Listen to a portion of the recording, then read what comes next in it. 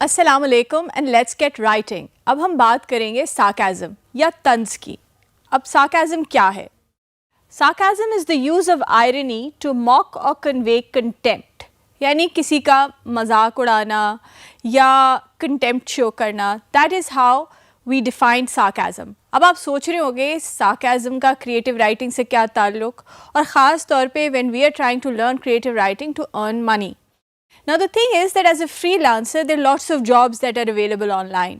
आप ghost writers बन सकते हैं, जो एक किताब कोई लिख रहा है उसके लिए।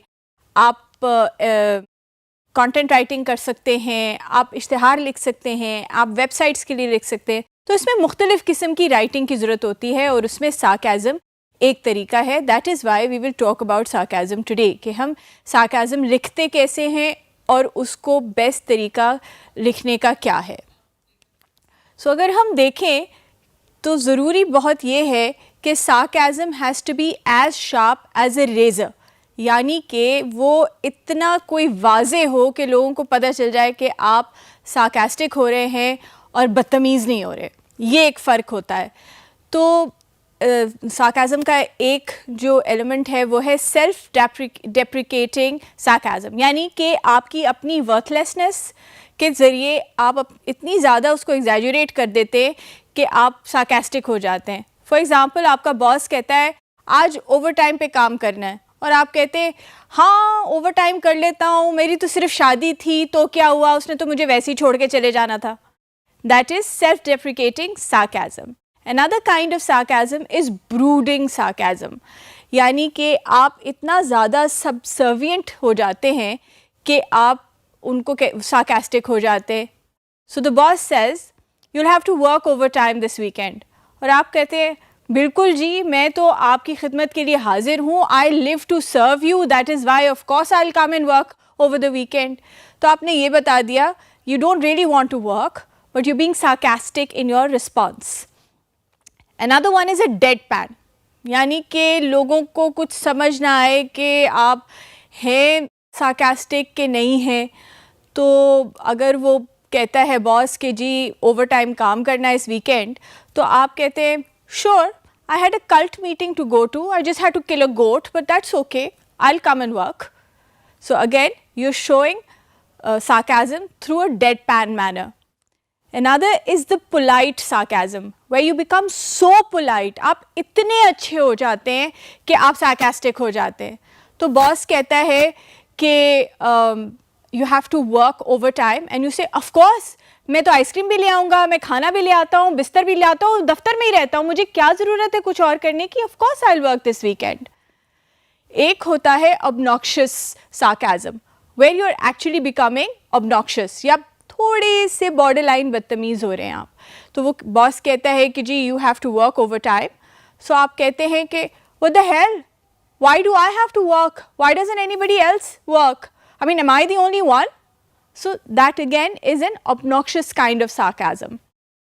Another one is manic sarcasm, जब आप इतना ज़्यादा पागलपन के हद तक एग्जैजरेट कर जाते हैं चीज़ को, या रिएक्ट करते हैं कि वो वहाँ पर भी आप सार्कास्टिक हो जाते हैं।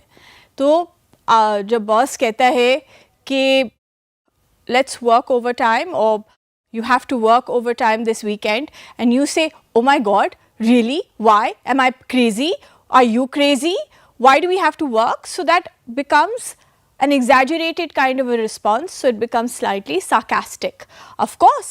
So he exaggerates his reactions in a manic way, पागलपन के तरीके से, और वो sarcastic हो जाता है।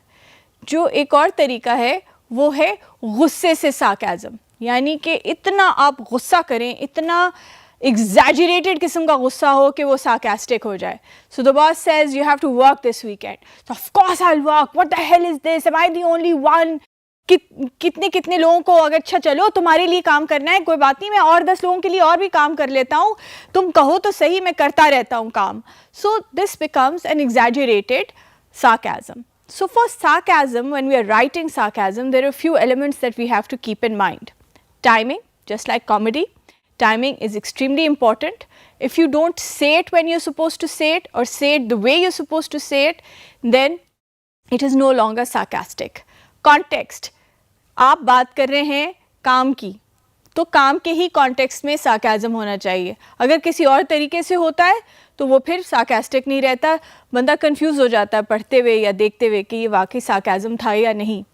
फेशियल एक्सप्रेशंस, जब आप लिख रहे होते हैं तो आप एक्सप्लेन करें कि कैरेक्टर या आपका जो बंदा सार्कास्टिक हो रहा है, I had a twinkle, or he was mischievous, or there was a deviousness in his eye.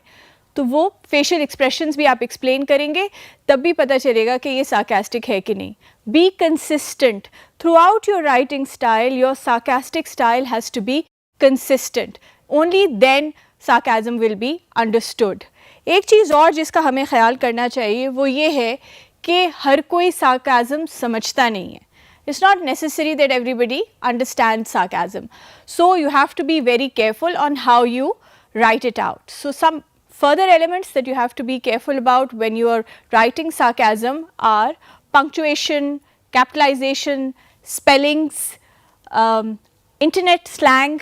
बहुत सारा अब इंटरनेट ऐसा लैंग्वेज है जो कि हमारे आम इस्तेमाल में नहीं होती, बट वो इंटरनेट स्पेसिफिक होती है, उससे भी सार्काज़म हो सकता है।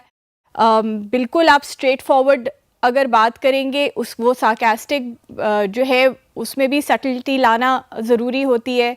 You are maximising the quality, you are maximising the quantity, so quality भी अच्छी होनी चाहिए, कंटिन्यूस होना चाहिए, और रिलेशनशिप एंड मैनर, जिस तरह आप बोलते हैं और जिस तरह आप कहते हैं और लिखते हैं, पूरी सिचुएशन क्रिएट करते हैं, उससे सार्काज़म उजागर होता, उभरता है और लोगों को पता चलता है that yes you are actually being sarcastic and not nasty और